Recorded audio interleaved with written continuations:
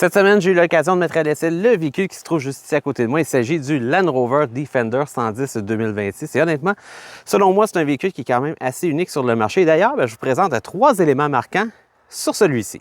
Le premier élément marquant, c'est assurément au niveau du design. Comme on peut le voir, Land Rover a fait un bon travail au niveau du coup de crayon avec son design pour nous apporter vraiment quelque chose de unique sur le marché.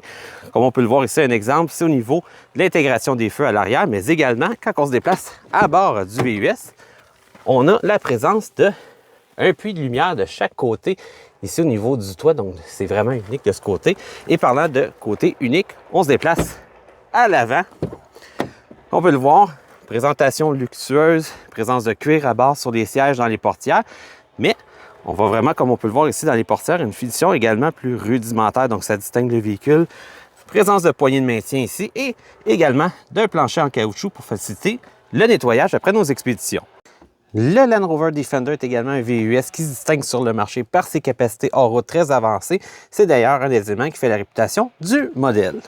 Et honnêtement, s'il y a un élément qui m'a frappé, c'est assurément son prix. On est à plus de 124 000 $ pour la version qui est juste ici à côté de moi. Il faut savoir qu'on pourrait faire grimper ça encore plus haut si on déciderait de cocher encore plus d'options dans le catalogue. Et honnêtement, selon moi, ça commence à faire cher payer pour un VUS qui n'est pas réputé pour une très bonne fiabilité.